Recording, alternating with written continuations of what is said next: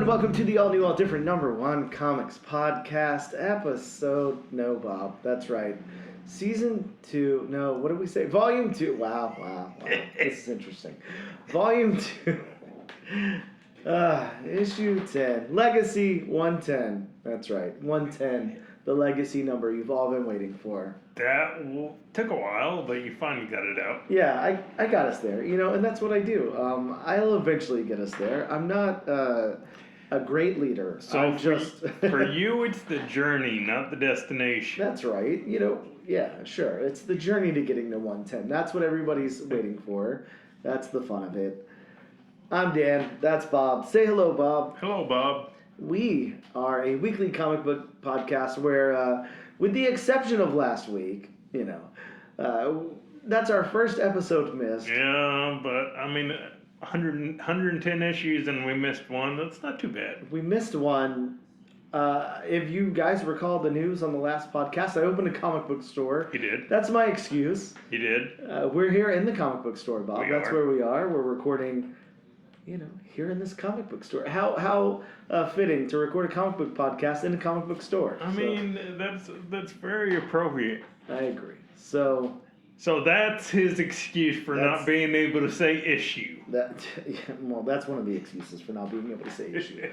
But yeah, we are a weekly comic book podcast where each and every episode we take a look at a brand new first issue comic book, break down the story and art, give it somewhat of a review, let you know if we think that you should move on to issue 2 or not. We also talk comic book news, even when that exists, Bob. And what's new in comic book shops this and next week. And Bob, I can say, also what's new in this comic book shop this and next week. Here at Black Cat Comics in Jacksonville, Florida. Now that we're doing this from a comic shop, you will always know what comics are coming out next week. I should. It would be sad if I didn't, right? It would. It really, really would. Like, guys, I have no clue what's coming out next week, okay? It could be anything. I don't know. Amazing Fantasy 15 is coming out next week. Make sure you grab an extra copy. It might be worth something one day. That's all I'm going to say. Possibly. Maybe even the reprints might be worth something. They are. I actually, funny little bit of news. I have a friend, like, in a group, a comic book group, and he was trying to get rid of some slabs, just trying to make some extra cash. And he had an AF-15? Well, he had reprints of the True Believer reprints of AF-15 signed by Stan Lee in 9/8, and he was kind of like, hey, I'll, if anybody wants it here, like I'll offer it for like a discount. Right. So the discount was $750 because they're selling for $1,000. $1 True Believer reprints of AF-15. Yeah. So, man, get in. I don't know. Well, yeah, but it's Stan Lee's most famous, comic issue signed by the man himself. True, and you can't get that signed anymore. So, no. That ship has sailed. No more Stan Lee signatures. Hopefully AI doesn't invade that space. Oh God, yeah, I can't imagine. You'll have like a CGC label for like a verified witness signature, and then a CGC label for an AI generated signature. I don't want to start seeing AI generated Jack Kirby signatures. Oh Jesus, yeah, let's leave that off the table. That's for sure. With that being said, we'll take a quick AI break, and we'll be right back.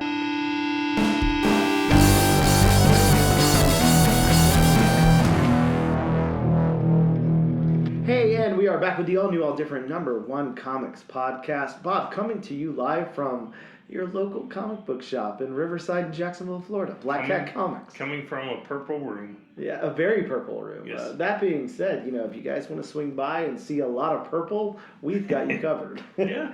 Looks like the Joker died in here.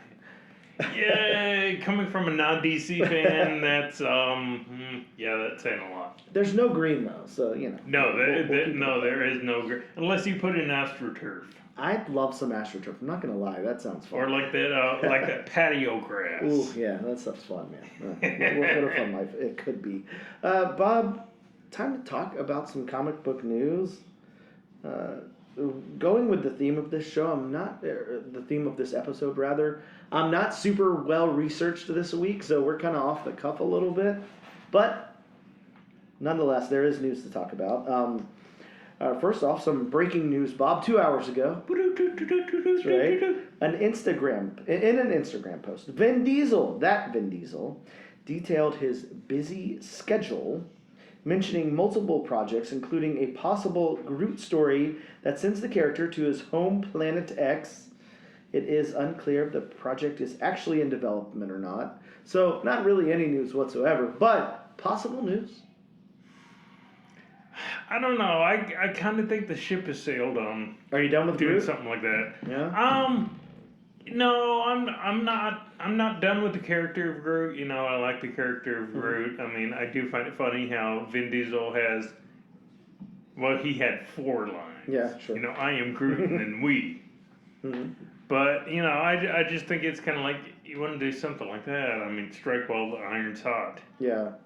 I could see, I mean, there's different things I could see. Like, I'm hoping, even though those, what was it? Now I'm trying to remember. It's like a Rocket and Groot, like little animated thing that came out, or was it just Rocket? Or, I can't remember now. Rocket and Groot, I believe. Yeah, I thought it was Rocket and Groot. I don't know. I could honestly see like a little special, like showing his origin or something, but like a special feature or special presentation. Yeah, but like, you know, maybe not like super CG, like maybe just an animated thing, like a what if type of episode, but just a standalone or something. I feel like something like that could be pretty cool for you know, us hardcore fans that are gonna watch it. See, if they did something like that, hopefully they would do an homage back to his first appearance, where he's just a giant, you know, tree who could actually talk. Yeah, absolutely. Yeah, that'd be super cool. So, I don't know. Who knows what is possible.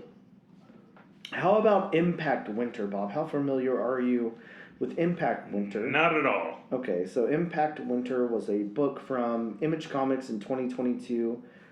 I've got a copy, but that, you know, goes without being said at this point. Of course you have a copy. It is a one-shot prequel to the Audible audio drama about a post-apocalyptic vampire world where the sun has been blotted out by a comet crashing to Earth. Oh no, it sounds a little relevant at this point.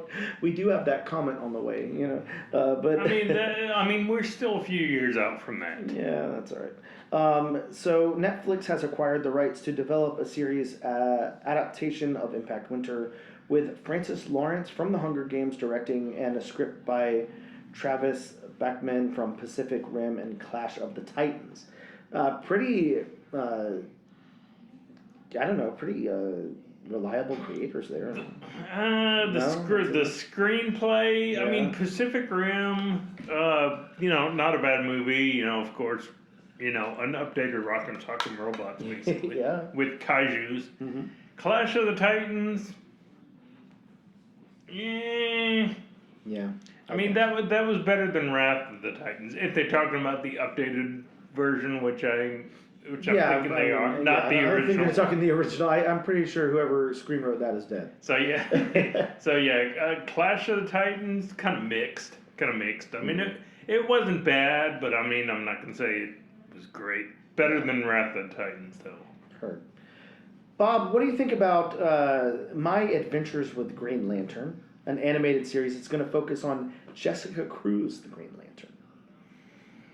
I think it's there. I mean, I don't really have an opinion one way or the other. I mean, I've you know, thought a lot about giving a shot to My Adventures with Superman. Yeah. Which I haven't done yet. So, I mean, I'll probably give that a shot at some point. I mean, as far as My Adventures with Jessica Cruz, it's there. Yeah.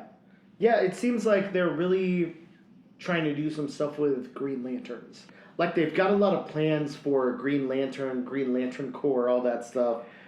Yeah, I mean, it does make sense releasing that cartoon. You know, when, you know, of course, we know they're bringing out the Green Lantern series, you know, focusing on Hal Jordan and Jon Stewart. Yeah, so maybe they introduce all these different Green Lanterns and different projects and everything. We've got one in the Superman movie. You know, they're just all over the place, and then they do something with them collectively, like afterwards. I don't know. Well, I mean, don't forget, James Gunn has said that even, you know, in like Creature Commandos, the voices are going to be the actors who portray that character throughout every project. So, Yeah, very true. I mean, this version, whoever voices Jessica Cruz, could possibly be showing up down the line if, this new DC universe, bears fruit. Mm-hmm. Yeah. Wait and see, as they say. Yeah. So we're getting a second season. We already knew of X-Men '97. Mm-hmm. It's supposed to air next year in 2026. Mm-hmm. That's all. It's basically just a headline. So Still kind of bummed that the original show writer's not returning. Oh yeah, you and me both. That's terrible. All right, so for the Wonder Man TV series, Bob, series you've just so been looking forward to coming out. Ed Harris will portray Neil. Sorry, I can't say Neil's last name. Wonder Man's agent, and we have Demetrius Gross cast as Grim Reaper, the brother of Wonder Man. So we're getting some casting news. So this is, for the longest time, I thought this just won't ever really happen. Like, Right. Yeah. I mean, it has seemed like it's been a really long time since that teaser trailer. Yeah. They put out in any other news. Yeah, and it was kind of like, I was thinking to myself, is this really going to happen? Yeah. And yeah, they are really moving forward with it, putting some talent behind it and all of that. So that's cool. How about this, Bob? The screenwriter and director of A Beautiful Mind and I Am Legendary, Akiva Goldman is how I'm going to pronounce that, and Legendary Television are going to be developing a universe of sci-fi properties beginning with Voyage to the Bottom of the Sea, Land of Giants, and The Time Tunnel. So is it just sci-fi, or are they focusing on a specific person? Because what was that first one? The first one was Voyage to the Bottom of the Sea. Yeah, and that's Vern, isn't it? Mm-hmm. Yeah, I don't know. I'm not exactly sure. Very interesting. Yeah, again, more of that, connected universe stuff that everybody wants and everything right now. So very interesting. Well, I mean, I guess that's a way. That's also a way, if you don't know anything about any of the books or any of the other adaptations, I mean, you could loosely learn about what they're about. Oh yeah, definitely. So yeah, I think that will be very. That sounds cool. Like, I actually really like some of that stuff. Like, I think it's. Yeah. Obviously people like it, but it's. Yeah, I'm pretty interested to see what happens here. There are some comic book appearances in the early to late 60s. So, Land of Giants had a Western comic in 68. The Time Tunnel had a Western comic in 67. And then I'm guessing Voyage to the Bottom of the Sea, was back in 61 from Dell Comics. So wow. Yeah, that's still pretty affordable for a book of that time. A really cool cover on that, and it's got like a little photo of the cast as well. So that one on the high end selling for like $300. So wow. I mean, you probably won't get any comic book speculation out of this, but still just kind of cool. Cool stuff to have, I would imagine. Bob, big news, as you know, I think we talked about, Marvel Studios is working on a special presentation of The Punisher with John Bernthal. Sorry, pronounce his last name for me. Bernthal. Oh, okay, I was correct. Very good. With, of course, him being the Punisher. So that's super cool. Really excited for that. I don't know.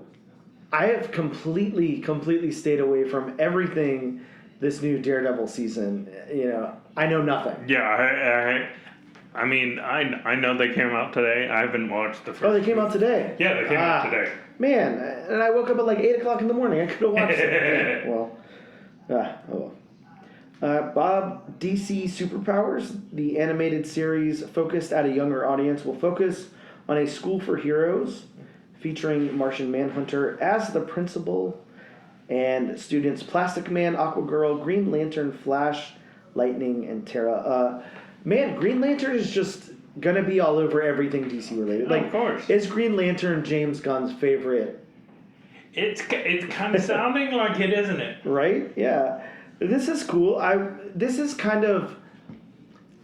I don't know how to express what I'm saying, because this is not what I wanted out of something like Strange Academy. I'm not like a little kid show, but like I'm thinking like almost like those aimed at like middle to high school students, like Spider-Man, like animated shows from like yesteryear. Like I'd like to see with Strange Academy. It kind of something reminds like that. me of a DC hero version of Tiny Toons. Yeah. Oh yeah. Where they were learning from, the established Looney Tunes stars. Ah, yeah, that makes sense. Yeah, we'll have to see how that one pans out. I don't know about you. Sometimes I have trouble watching that stuff that's geared for like a very young audience. Yeah. So yeah, I'll have to see if it's something I can get into or not. But all right. So speaking of James Gunn, speaking of DC, speaking of all that stuff, animated series and everything. There was a Variety interview with James Gunn. Talked about the animated series Starfire, my adventures with Green Lantern, and DC superpowers in the works. So DC is planning to release 2 live action and 1 animated movie per year. That's what's on their schedule. It's a little bold. It's very bold, I would say. At this point in time, like not knowing what's coming, what the response to it's going to be, and all of that. Yeah, exactly. To come out the gate swinging that Yeah, hard. I mean, you could say that, but as we've seen from DC in the past, I mean, 1 or 2 bad movies and clean slate. Oh, yeah. I mean, God, what was their plan before, more ambitious than that, too. But, all right. Filming begins this week on a 2nd season for Daredevil, of course. This is from 8 days ago. And as season 1 approaches, which released today also. So, yeah. Season 2 already filming, already in the works, already going to happen regardless of what the response to season 1 is. That's pretty cool. Bob, here's a big one. There is apparently, now there's no details, but DC and Marvel are going to team up to produce one-shots. That's a very surprising piece of news. That took me by surprise. Yes, absolutely. So, super cool though. It's long overdue for something like this. It's been a while. Been like 20 years or so since the last time something like this happened. Yeah, so. I kind of wonder what we're gonna get. Are we just gonna get like a versus kind of thing, or are we going back to the amalgam universe? I would imagine it's going to be a versus type of thing. I can't see them doing the amalgam universe again, I don't know. I mean, it would be kind of cool to have a couple of one-shots. Oh, it'd be very cool. And, cool. I mean, go back and revisit the amalgam universe. Mm-hmm. Yeah, it'd be very cool. Yeah, check out those characters again and see what they're up to, however many years later and everything would be really amazing. Right, I'd be really into that. Revisit Super Soldier, revisit Dark Claw. Yeah, it'd be very, very cool. I'd be super into that. So, we'll have to see what happens whenever more details come out, see exactly where they land on that kind of thing. But I think that opens up a lot of possibilities. Even if it were something as limited as, Justice League versus Avengers again or something like that. There's a lot of different things that could be done. I think or you could have Midnight Suns versus Christian Commandos. That'd be so cool. Of course, we're always into that kind of thing. Take it more, less global and more local or whatever, whatever you want to call it. But I'd be down with anything at this point. I think just seeing those 2 companies do a crossover really shows the camaraderie, like, and everything in the community and all of that, and I think it's important to show comic book collectors and fans that it's not always, it doesn't have to be publisher versus publisher. Like, you can absolutely love all publishers and independent publishers and support all of them, and it definitely shouldn't be something where you feel more bound to DC or Marvel or Image or anything like that. So yeah, I'm really into that. I'm really excited about it. Yeah, I can't wait to hear more. Yeah, I'm really glad they're finally starting to play nice again. Yeah, exactly. Been a minute. Of course, we got the information that the Clayface film will be directed by James Watkins of Eden Lake. I'm not sure what Eden Lake is. Not. Yeah. Your guess is good as mine on that. Yeah, I don't know much about that. But speaking of, I talked about Strange Academy a minute ago. Sorry, it's going to be a little bit of a longer news segment since we had to skip an episode. But Marvel TV has got shows in development for Disney Plus. They've got Nova, Bob. They've got Strange Academy. As you know, I'm super insanely excited about Strange Academy. There's just so much potential to do something amazing there. Introduce those characters. Introduce Emily Bright, and just have the whole Academy. I cannot wait for that to happen. Mm. And Bob, I know one that is very, very kind of off the rails for you. Terror Inc. is getting a show. Not familiar with that. You're not familiar with Terror Inc.? Okay, well, yeah, you'll love it. I can't wait. It's got to be animated. No, actually, I'm sorry. It says live action. No, sorry. It's saying, live action. So I don't know. I would completely imagine animated on Terror Inc., but live action sounds great. It's kind of got its own like little crypt keeper and stuff. The dude with the hat, the greenish dude. You've seen him. You'd know it. I probably have seen it before. I'm just not familiar with that, side as you are. Sure. You've seen it. Of course, we got a director for the Street Fighter movie. If you want to give it a shot, feel free. I'm not even going to attempt this one because I have no clue. But come on, Bob. The Jeopardy music's playing. What was it? Yeah, I'm gonna go with Kyoto Sakurai. Sounds beautiful. I'm sorry if I said your name wrong. Please feel free to contact me and say that's not how you say my name, but. That is my best shot. Yeah, absolutely contact Bob. Give him some hate mail. He deserves it. It's been a while. Yes, it has. Cool. I think that about wraps up the news segment. We'll take a quick break, and we'll be back to talk about some comics that are out this week. And by this week, we're recording on a Tuesday again, so actually this week. But we'll be right back in just a moment.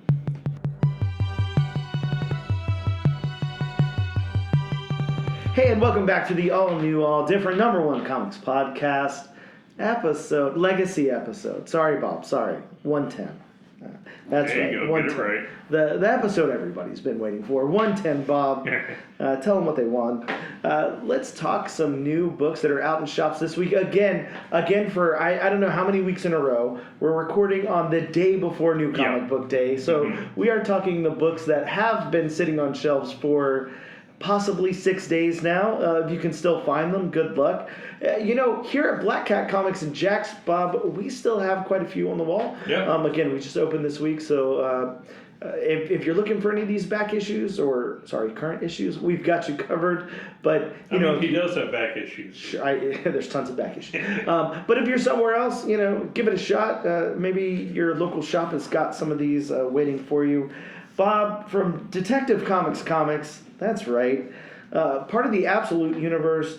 Absolute Wonder Woman has dropped. Got a first appearance in there. Of course, Absolute Wonder Woman's been great.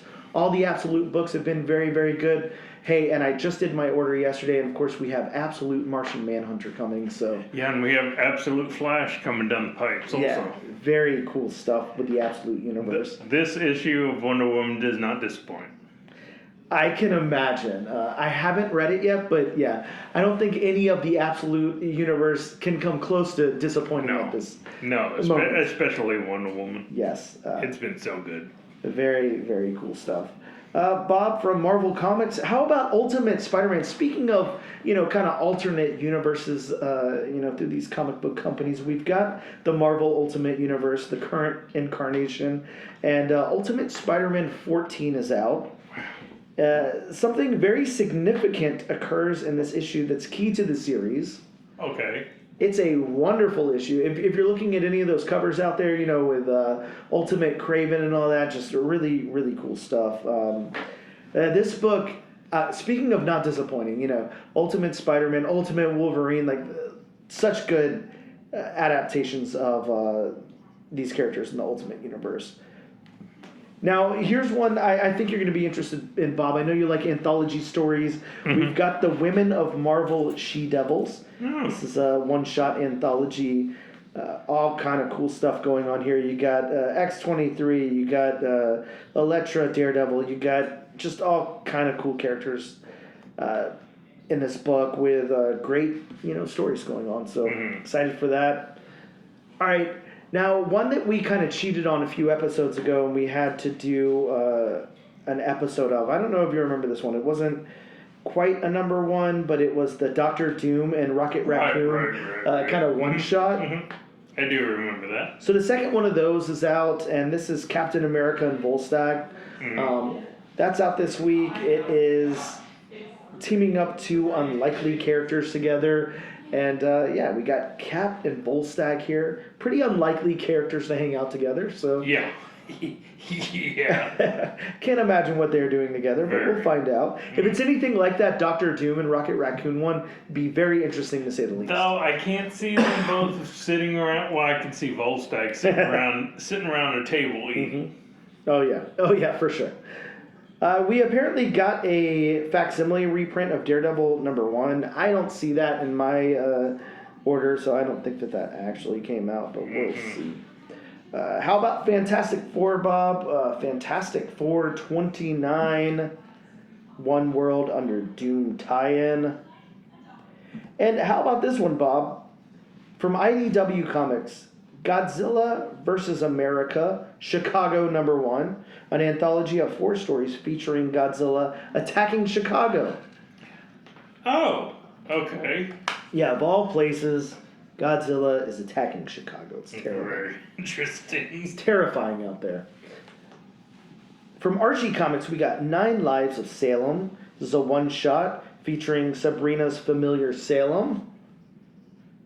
And here's a big one. This is one that everybody's been talking about this past week. Everyone says it's a really good read. I haven't read it yet. Mm-hmm. But we've got Red Hulk, #1, to tie in, with the Captain America Brave New World movie. Mm-hmm. This is the introduction of the Think Tank, a series... Series lead is the second Red Hulk, Robert Maverick, and this is a tie-in to the One World Under Doom event. There's also a really awesome variant cover that's just got Doom, a close-up of Doom's face with Red Hulk in the reflection. Really cool cover. Very nice. I do love the covers where there's always a reflection of another character in something. Like the the Hulk 340. I was going to say the Hulk 340. Yeah, Hulk in the closet. Yeah, really cool. Speaking of Wolverine, Bob, we've got Sabretooth, The Dead Don't Talk, issue #3. First full appearance of Dragonfire. Oh, yeah. And a book I know you're absolutely excited about, Bob. Star Wars, The Rise of Skywalker, #1. 5-issue adaptation of the film Star Wars Rise of Skywalker. Me. Not that excited, Bob? If it's just a shot-for-shot remake, I'm not big into those books. Star Wars did that with Ahsoka, where I read the first issue and it was just like a panel-for-panel retelling of what happened, in the series. Mm-hmm. And, stuff like that. It's kind of like, why not tell a different part of the story? Because there's other things going on at the exact same time. Yeah, exactly. There's tons of stuff to dive into. I got you. Right. Bob, now, whenever you think of Teenage Mutant Ninja Turtles, what city do you think of? New York. Yeah. So what if I told you in this issue #7 of Teenage Mutant Ninja Turtles, they relocate to a new city? Now, Jacksonville, Florida? I just want you off the cuff. Where would you imagine that, a group of Ninja Turtles, mutated Ninja Turtles, could relocate to? I take it anywhere in Louisiana's out. Yeah. I mean, you probably don't want Louisiana turtles fighting with, alligators and stuff. It's just not Not a good look. Let's see, San Francisco. Bob, the Turtles aren't that liberal. They're going to New Jersey. New Jersey. Oh yeah, Turtles in New Jersey. So I guess they're swimming across. See what body of water separates New York and New Jersey? I don't know, some kind of lake, I'm sure. Yeah, Bob. Jason Aaron has decided to take the Turtles to New Jersey. All right. Interesting, place to take the Turtles. Can you get any good pizza in New Jersey? Oh, I'm sure. They could import some water to make the dough, right? Hey, well, those are some of the new books that were out this week. We're again, as I said, if any of these sound great to you, hopefully it's not too late from your local shop. Yeah. But absolutely, if you're in Jax, Florida, come check out Black Hat Comics, Stockton and College. We have quite a few of these in stock still, so come check us out. We'll take a quick break and we'll be back in just a moment. Hello and welcome back to the all-new, all-different #1 comics podcast, Legacy Issue 110. Bob, it is time to talk all about the book we're talking about this week. That's right. From Dark Horse Comics, Bob. We have a true weird story. Let this one be a devil. Now, Bob, is it true? Is it weird? We're going to find out. I don't know about true, but it is weird. Hey, there's only one way to find out. We got to break it down. We got to talk about it. We got to talk about what happened in this book because, number one, that's what we do here. And number two, it would be kind of boring if we just said the title and that was the end of the show. So, we're here to talk about what happens in this book. All right, folks, we're gone. See you next week. And goodbye. So I'm going to start off with the synopsis from Dark Horse Comics. In the early 1900s, Henry Naughton, I think is how you pronounce that name, returns home to the family farm, the swampy pine barrens of southern New Jersey. Hey, home of the Turtles. And new home of the Turtles. Right? One night he encounters a strange predator stalking the woods. This sends the young scholar on a research project that uncovers the legend of monster leads and the terrible birth of the Jersey Devil in 1735. James Tynion IV and Steve Fox, along with Piotr Kowalski, bring the Jersey Devil to life in a supernatural tale of horror that peels back unknown layers of history and reveals local monsters and universal terrors. So, Bob, before I get into my synopsis, and before I talk about these creators, because we have things to say about the creators, before we do that, let me just say I didn't realize, the crossover here. Again, we just talked about the Turtles landing in New Jersey next week. I don't know if Jason Aaron and James Tynion are friends, but I assume so. They're both really popular and they know everybody in the industry, I'm sure. Is there a possibility, Bob, that this is just a Turtles crossover and really they think this is the Jersey Devil, but it's actually one of the Teenage Mutant Ninja Turtles? Go, Bob. I would possibly say so, except, probably not. Well, I can dream, can't I? That's true. Two different companies. That's okay. Look, we just talked about a Marvel DC crossover a minute ago. Okay? We can do this. Yeah. Well, let's talk about the creators for a second. Of course, we have James Tynion IV. James is... Do we really need to talk about him at this point? I'm just going to say James has written a lot of your favorite books. Zon Detective Comics, Something is Killing the Children, House of Slaughter, Department of Truth, World Tree, Bob, such a wonderful book that we both love, World Tree. No point in going through too much of his stuff because we all know how great James Tynion IV is. But I will say, before I close that out, Blue Book, which this is kind of in the same universe of, and Nice House by the Lake and Nice House by the Sea, some really good books that it would be unacceptable to not, at least mention when you talk about James Tynion. So, throw those out there. Steve Fox, Bob, I think you know Steve Fox. We talked. I to him think on you the know show Steve before. Fox too. Yeah, we talked to him on the show before. Super, super cool guy. Really good writer. Speaking of World Tree. Yeah, exactly. Yeah, Steve has done lots and lots of cool things. Started with those Infinity comics over at Marvel, but yeah, has edited a billion things. Does a lot of writing for Marvel right now. Mm-hmm. Spider-Woman, Dark X-Men, all that kind of stuff. Hey, there's a current Alien series that's going on called Alien Paradiso. I'm sure you've heard of it. Mm-hmm. It is like an alien story taking place outside of like that regular continuity, which is really cool. That Steve is working on. I do enjoy that kind of stuff when you have these big, IPs, and you don't always have to stay in the same realm. Yes. You can tell, because they're such big universes. Oh, yeah. Again, it's like Star Wars. Skeleton Crew was such a nice breath of fresh air because it explored a different side of the galaxy where you didn't get everybody can use the Force and whatnot. It explored from a kid's point of view. Except it was crazy in the last episode where Luke Skywalker and Darth Vader showed up. You got to shoot more Luke Skywalker and Darth Vader. Just joking. I haven't seen the last episode of that. I don't know what's happening. Bob, how about our artists on this? Of course, Piotr Kalowski. Man. I'm familiar with him. He did the art for my book of the year. Yeah, he is such a good artist. Yes. He's just done so many cool things, including Where Monsters Lie, one of our favorite books.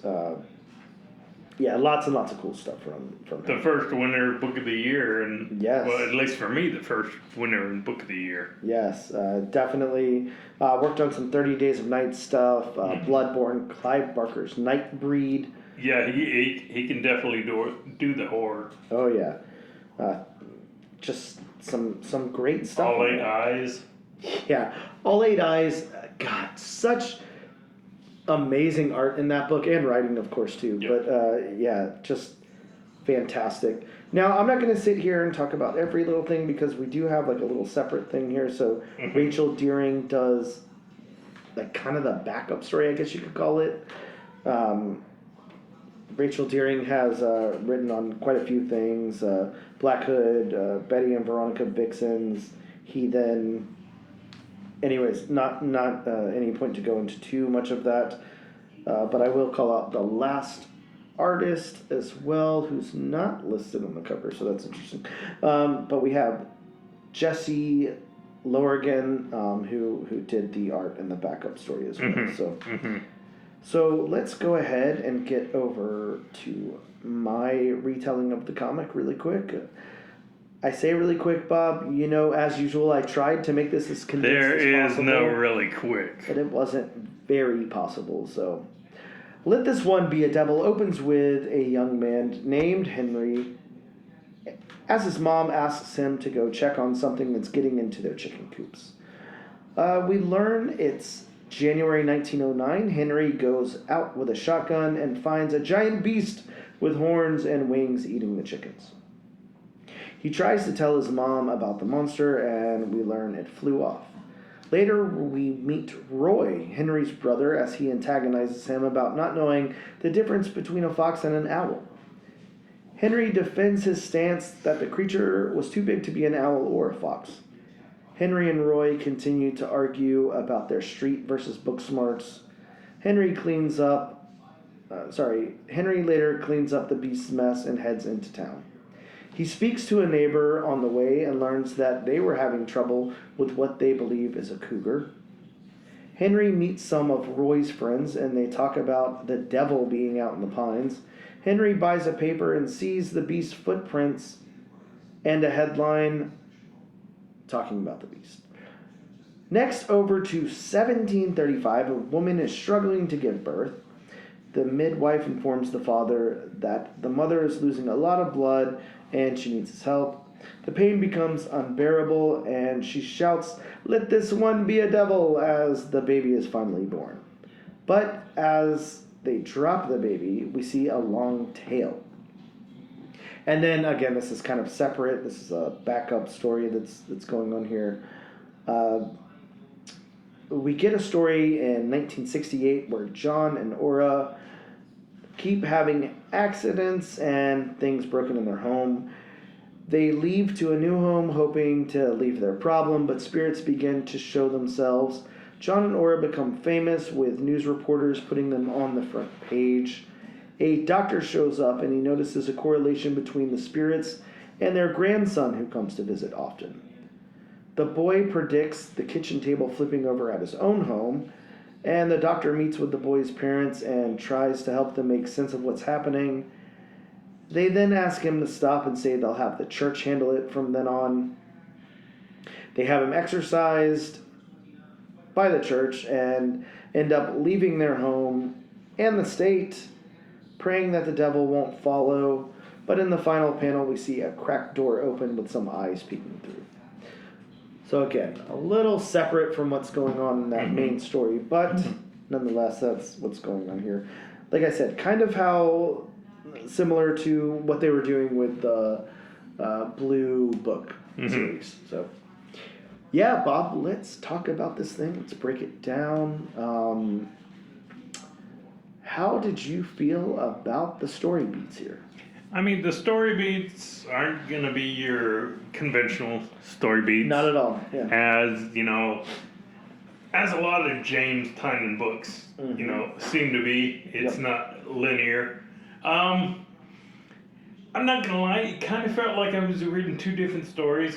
Yeah. And I'm not talking about the backup story. Uh-huh. I mean, we did get that, tie-in where he's looking at the paper and then, it kind of, shows the flashback. Mm-hmm. But, I kind of would have liked to see, especially for first issue, it focus on either, 1909 or 1735. Yeah, something like that. Yeah. Yeah, I thought it was interesting as well because it's disjointed in that way. I'm not exactly sure if you're going to break it up that way, why you wouldn't just start with the story of him being born and then end with the other one. Yeah, that's exactly what I was thinking. I mean, it was kind of like that Quentin Tarantino Pulp Fiction kind of storytelling, where you get, the middle of the story, and then you get the beginning of the story, and then you know what I'm kind of talking about. Yes. And I agree with you because I feel like I am going to say this on Front Street. I like this story. I like what's going on here. I like pulling back the curtain and learning more about this it's devil and everything. It's good storytelling, Yeah. but to me, it could have been told in a different way. Like you said, we could have had the scene where she's giving birth and then, the scene with Henry. Yeah, and telling with Henry. As much as I hate to say it, I think the backup really hurts the book a lot. It doesn't have anything to do with the story, as far as I can tell. And the art style is so completely different. The storytelling is so different. The layout is so different. It just kind of completely takes it somewhere else. I know that is a popular method of some comic books, but I don't think it really works with this. I think it was really odd, and I kind of think the backup, they could have saved for maybe their own, standalone comic. Yeah, I'm not exactly sure why it was done this way, but yeah, I'm not the hugest fan of doing it this way, to say the least. How about the dialogue? I think the dialogue here for me in the first story, kind of that main story where we have the brothers and the mom and everything, I can see the setup, of the characters and everything, kind of fleshing them out with telling the story of how Roy, doesn't really care much about school. He thinks his brother's an idiot for caring about school too much. Yeah, I mean, that whole, one abandons them and goes and gets educated, and the other one just, stays put and doesn't have any interest in that and becomes, somebody who can live off the land. It's kind of that odd couple kind of dynamic. Yeah, and I can see the purpose of it. I'm gonna say that particular story could have used a little less dialogue, a little more story. But I get that they're setting it up. I think the middle story was perfect. I think that the dialogue in that really worked. It really kind of seemed to reflect the time and what was going on in that particular story. We weren't filled with a whole bunch of backstory. It was just kind of, this is what's happening. And I think the final, the backup had just way too much dialogue. It didn't fit at all. Yeah. And they were so different from one another. It was very weird. But one of the things that I want to point out, and I guess this is the only place to do it, is in the dialogue, maybe the narrative, but I'm not understanding. I feel like, the title of the book, Let This One Be a Devil, and then it being said in the book and everything. Did that have something to do with that child becoming the devil? Was that already predetermined before that happened, and it just happens to be a coincidence? I think they could have dove into that a little bit. Well, yeah, but I mean, they did have that one panel, which was kind of a blink or you'll miss a panel if you weren't really paying attention to it. Then you saw when they were holding the child, or when the midwife was holding the child. I mean, you see that it was a regular infant, but then it changed. Yes. The 3 successive panels, the middle one was changed a little bit more, and then the third one changed a little bit more. So, I mean, it was obviously one of those where she cursed the child, and then the child became the devil. I just wonder, maybe they could have dove a little bit more into what that means. Was that a common saying for something at that point? Were people saying that when they were upset? What does that mean? Why was it said? Because the way it's presented here, it almost seems like you're cursing your child, and something's going to happen from it. Why would you want that? Well, the only thing I can really think, and I just really thought about it. I mean, this was the 13th child. And I mean, the whole stigma, there's always been with the number 13. Sure. Being an unlucky number. Yeah. So, I mean, maybe, maybe just because it was a 13th child, it's kind of this is the devil child. Yeah, and I am assuming as time goes on, they're really going to flesh these out. I don't know how long this is. I think 4 issues, but yeah, they'll probably go into more of that kind of thing. And I will say, I do like the fact that, if this was a one-shot, I wouldn't like the way it's set up. I would really dislike that. Yeah. But the fact that I think what's going to happen is, in, the second, third, and fourth issues, it's going to start with the story of him tracking down the devil, and then maybe look the second story will kind of look more into the origins of the devil, and then we'll have that third backup story. But if that's how they're going to continue it, then that's kind of cool. I'm okay with that. Again, with the exception of the backup, I just don't see how that ties in. But maybe it will eventually. So how about the narrative, Bob? How do you feel about the narrative of this book? I mean, the narrative was basically, it would be anybody's reaction to a devil.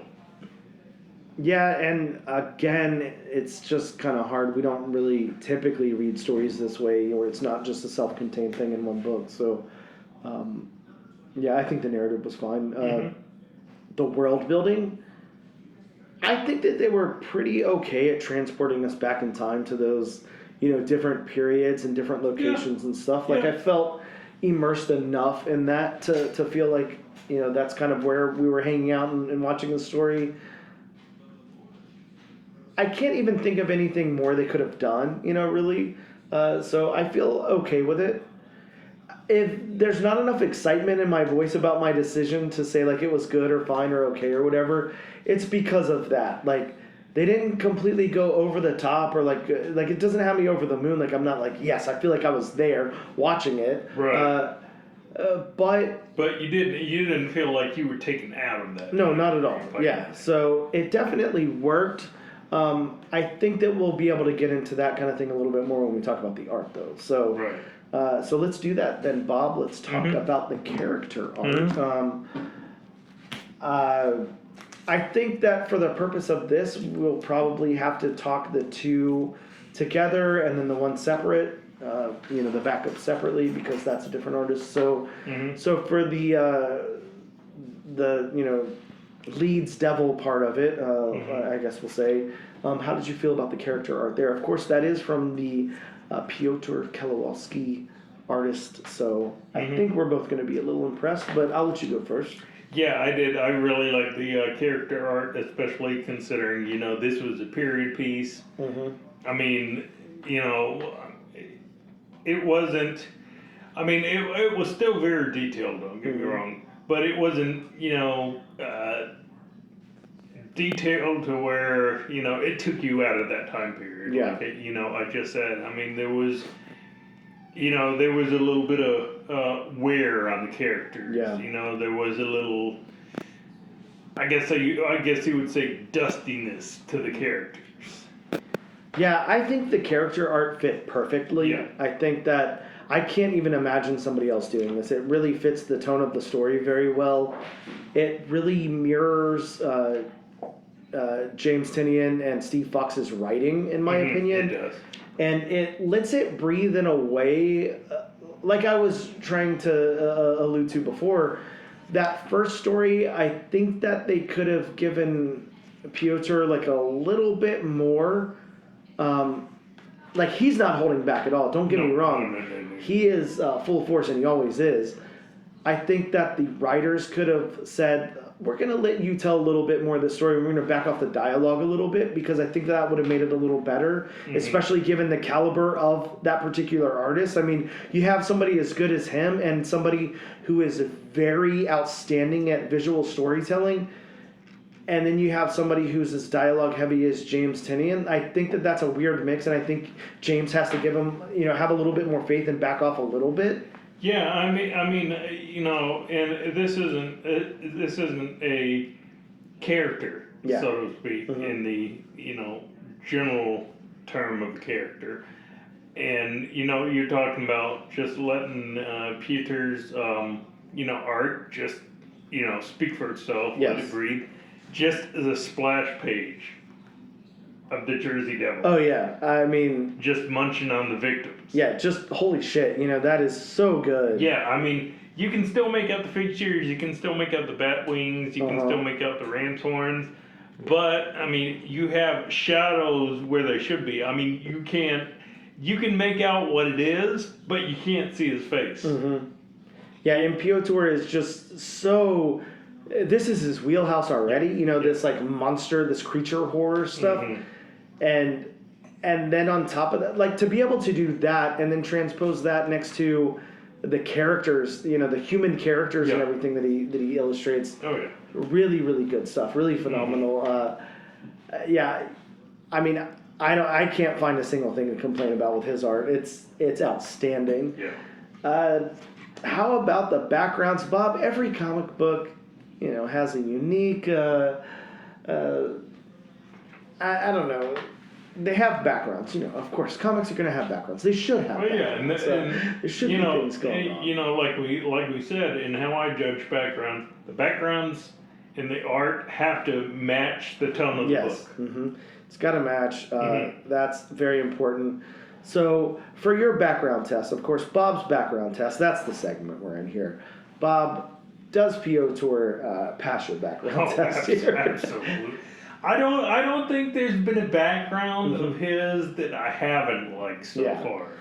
He's so good at background. It sounds like we're fanboys, and it's because we are. Because I think if you haven't seen his art and then you look at it, you'll become one too. But it's just so good, and it's also nowhere near stock. He's such a unique artist to where... And it matches the tone of the book. Yes. When you have a period piece like this, you want some wear. You want a little bit of dustiness, You don't want all the lines to be uniform. No. Every stone to be pristine and, whatnot. Yeah, Piotr is perfect for this book, and I don't know. I still haven't seen a single thing of his that I didn't think he was the perfect artist for. So I almost think, I wonder if he's just one of those people you could slap him on anything and he'd find a way to make it work. But he's so good, and this is already his wheelhouse. So the backgrounds definitely work. The locations, Bob. I don't know. We move around in this book. We're in the pines. We're in the city. We're back at that house in the 1700s. And all of that. I did forget to kind of talk about the characters and backgrounds and everything in the backup. I don't know. It's almost hard to see a point in talking about it. It's fine. I feel like it works for the story it's telling. I don't feel like it has a place in this book, to be honest. Like you kind of already said, but I think that it works. So I don't want to say it's bad. It's not bad at all. The only thing that's bad about that, in my opinion, is the paneling, the layout. It's very confusing. It's very I didn't love it. It is an interesting choice for layout. Yeah, I definitely didn't love that, but so be it. Nothing you can do about it. So we got the locations. How about the colors? We do have a couple of, I guess the backup is in black and white. So we have a single dedicated colorist here, and that would be Brad Simpson on colors. I really like the colors. They fit the tone really well. I really love the use of the juxtaposition between sepia tone for the most part, but then you have those hints of muted color. And this is a really good color artist to work with Piotr, in my opinion. Really, they work really, really well together to tell the visual part of the story. Okay, well, where that lands us. We got to talk about, if we're going to recommend this book, and we think you should move on to issue 2. So, Bob, before you say that, I just want to lay this out. And this is more for the audience than you, but of course, listen to, feel free. I want everybody to remember this is the first issue in a series of 4. And this is how they're going to be set up. They're going to have backup stories in them. They're going to be, this true weird, thing, kind of like Blue Book. So that is the format that we're getting it in. So, and it also may be those unconventional story beats. Yes. So if you're not a fan of that, or if that automatically puts you out, or anything like that, then consider that.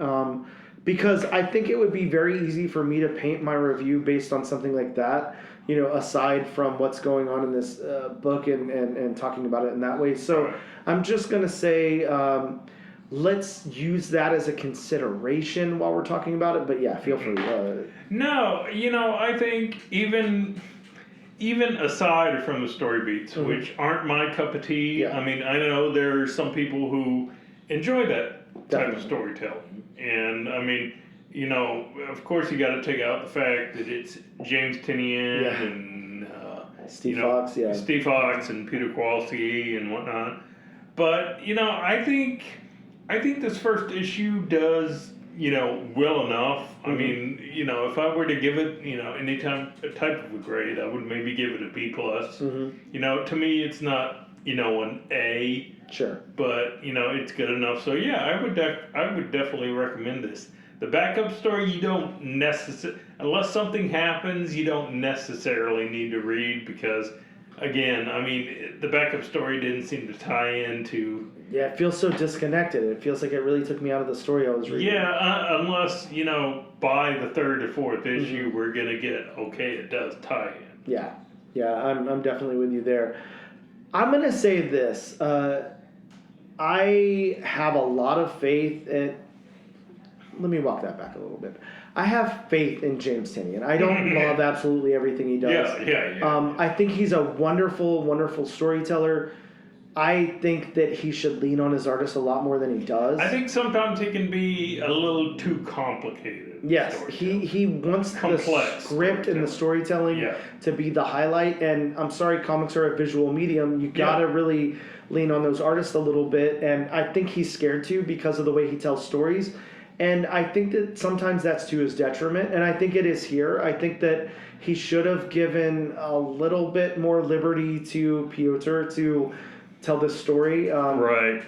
Because, I mean, again, pull out the dialogue in this story and just look at the art. And you can tell the story just by the art. Yeah, absolutely. It is fantastic. You don't need any dialogue to know what happens. Yes. So I think I'd like to see a little bit more faith there from James Tynion. But I have faith in James Tynion. I have a lot of faith in Steve Fox. For, if nothing else...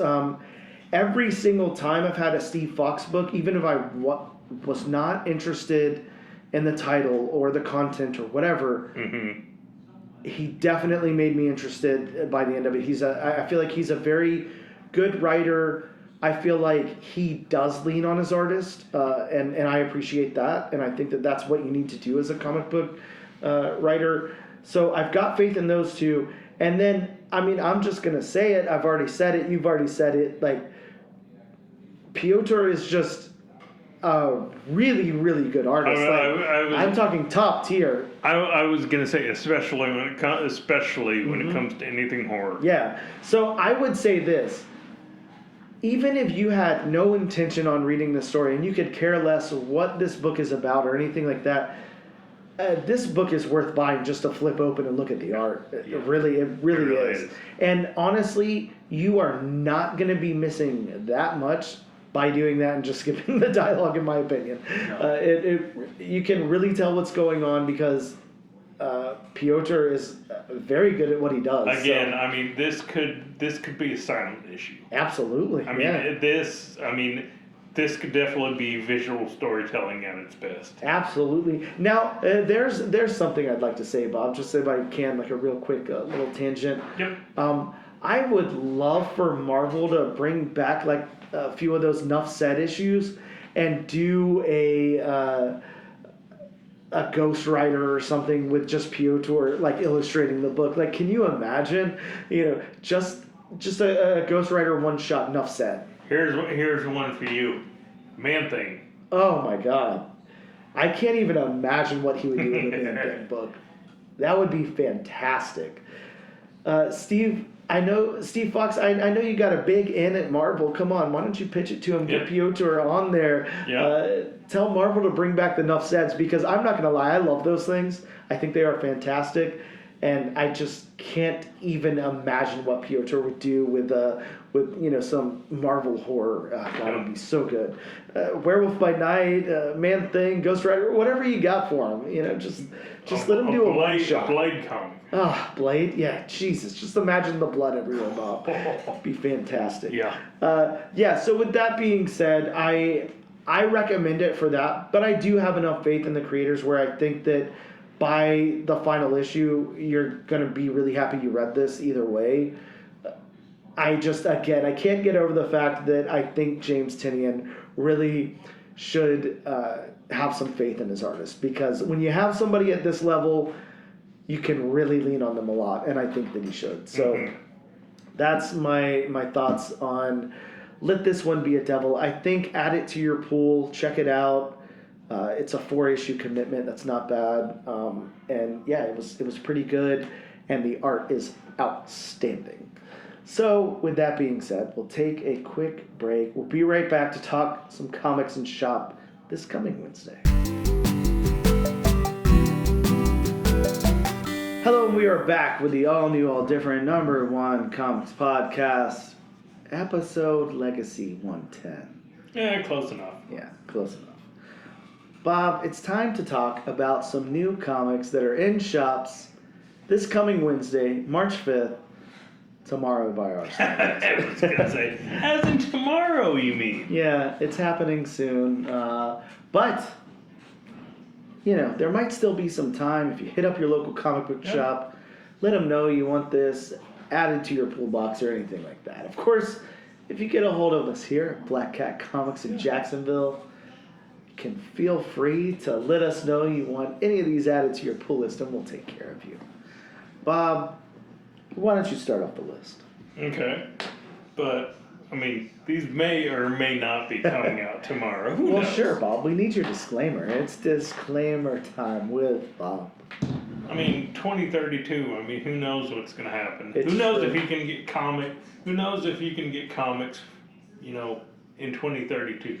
Maybe that's what's coming on the asteroid is comics. It's just a friendly, you know. I mean, aliens have to read comics. Right? It's just a delivery to Earth. Yeah, that's all. Yeah, I mean, you may not be able to understand what they're saying. Or imagine this, Bob. I'm going to, you know, let's go on a trip really quick, okay? So comics have been out since... Well, I mean, the comics will be on a trip if they're coming with the asteroid. Let's just, you know, let's just say roughly, I don't know, 100 and something years, whatever. Okay. Comics have been around, right? Okay. So maybe, you know, all the comics we've gotten from that point until 2032 have all come on an asteroid. You know, they were all here, and now we just don't have any more, so they're sending another delivery. That's all. That's an interesting theory. I mean, you know, it could be. I mean, I can't say that you're right. I can't say that you're wrong. I wouldn't be surprised if Piotr Kowalski was an alien because, damn, nobody draws that good. So, just saying. But like I say, this and every other week, I mean, these are just some of the books which may or may not be coming out. I mean, if Diamond decides to play nice, which, you know, of course, right now they're not playing nice. So, but these are just some of the books. You know, if you want a more in-depth list, you know, you can just consult elsewhere. You know, there's other avenues. You know, you can always call your local comic shop. You know, give them a call. please Send them a text. Send them an email. Please and do not send them an asteroid. No. You don't need that. Yeah, we got enough asteroids. You're right. You're right. You know, of course, please and thank you. You still go a long way in this world, despite what some people will have you believe. Agreed. You have a unicorn. You have Dan's favorite Harry Potter owl. Sure. You know, you got John Wick Tube System. You know, and of course you got snail mail. But you know, if it, I don't know, depending on how you send it, it may not get there by the time the asteroid hits. Yeah, you're right. So, but starting off the list for next week, we have from Dynamite Entertainment. We have Volume 2. Yes, Volume 2 of Darkwing Duck. Already a volume 2. You know, I would say something like Darkwing Duck, I would imagine would have been like a four-issue series. Like, I don't even know who was pulling that like that long. So maybe that's the reason for a volume 2. You know, to have a number 1. Maybe? Yeah, something like that. Something, yeah. From the House of Ideas, Marvel Comics, spinning out of the One World Under Doom event, we have Doctor Strange of Asgard. I was hoping you were going to say spinning out of control because, Bob, this is a One World Under Doom event tie-in. Doctor Doom becomes Sorcerer Supreme of Asgard. What is going on there, Bob? We got Doctor Doom. We got Doctor Strange. We got Asgard. There's some shenanigans happening. Oh, there's always shenanigans. From IDW Entertainment, we have Mothra, Queen of Monsters #1. With the first appearance of Antra, an ant-like kaiju. In case you couldn't tell what kind of kaiju Antra was. It's a little hard based on the name. You gotta put stuff together to figure that one out. Going back to the House of Ideas, Marvel Comics, we have NYX #9. X-Manhunt crossover part 2. We do have a very focused Professor X on the cover there. Very, very focused. His eyes are glowing, so you know he's focused. He's a little focused. From the very redundant comic book company, Detective Comics, who decided to name their comic book company after one of their most successful comic books of all time. We have Secret Six #1. Now, Bob, tell me how excited you are because we have a new Secret Six roster. We have John Kent. Of course, we have Jay Nakamura. We've got Dreamer. We've got Deadshot. We've got Catman. And your favorite, Bob, Black Alice. Catman. Catman. Everybody loves Catman. Going back to the House of Ideas Marvel Comics, we have Star Wars Jedi Knights #1. Okay, Bob, get ready for this because speaking of, first appearances and Star Wars characters, I'm not going to be able to say any of these names, so you've got your fun cut out for you. The first Marvel series to take place in the prequel era with Jedi including Qui-Gon Jinn, yes. Obi-Wan Kenobi, yes. Yoda, and Mace Windu. I mean, you said those names. Yeah, wait till I get to the next part. This is the first appearance of Corlys Wrath. Yes. The first appearance of Vecna Mooncrest. Yes. And the first appearance of Sierra Longa. Correct. Wow, I got them all right. I can't believe it. Those are some wacky names, but they always are in Star Wars. This is very true. Jedi are the wackiest names you will ever see. True. From DC Comics, we have Teen Titans Go #1. Yeah, Teen Titans Go back with a comic. I don't know. I feel like there was an ongoing years ago, but I could be wrong. It's been a while. It's back. Well, Check maybe it out. It is Volume 3. Going back to the House of Ideas Marvel Comics, we have The Thing #1. Yes, Bob. The Thing is back with another new volume. Yeah, super cool. Sticking with the House of Ideas Marvel Comics, we have Ultimates #10. What if I told you that we were going to get an Ultimate Red Skull, Bob? What would you say then? Cool. Right? We have, from the House of Ideas Marvel Comics, we have Uncanny X-Men #11. This is the X-Manhunt crossover, Part 1. That's right, you saw Part 2 in the other book. This is Part 1. Manhunt ensues after Professor Xavier escapes from Grey Malkin prison that causes X-Men of opposing opinions to clash with one another. Terrifying times, Bob. Kind of sounds like real life right now, doesn't it? Yeah, it does. And rounding out my list from the House of Ideas Marvel Comics, because of course I have to get the last word in edgewise, we have Wolverine #7. That's right, Bob. The possible first appearance, your favorite kind of first appearance, of adamantine, the physical embodiment of the substance, and a solicitation collector's note. A key appearance is contained in this issue. I don't know, Bob. We'll find out. Probably adamantine, which I'm sorry. Imagine. To me it's kind of lazy when they take a substance Sure. and make a physical embodiment. Now, one book that you left off of your list, I'm just going to talk about really quick, Okay. is Web of Spider-Verse #1. This one's got the first appearance of Spider Prowler, the first appearance of Count Spider, and the Battle of Spider-Verse versus Venomverse. So all of that is finally coming to a head. We got Venom versus Spiders. Very It's going to be interesting. crazy. Very interesting. Bob, of course, you know what the last thing we're going to do here is. We're going to put 3 books on the wheel and In spend... the lovely wheelofnames.com. That's right, Bob. Sponsored by wheelofnames.com. For all your wheel spinning needs, head on over to wheelofnames.com. Bob, it's time to figure out where the wheel lands. Any predictions, Bob? Where's it going to land this time? We've got Doctor Strange of Asgard. We've got Secret Six. We've got Blade Forager. Where do we land? Secret Six. Looks like we're covering Blade Forager #1. That's the book we're going to be talking about this next episode. Okay. So you guys tune in to check it out, and I think that's all I got for you. Hey, thank you guys so much, and we'll see you next time. Yes. Good day.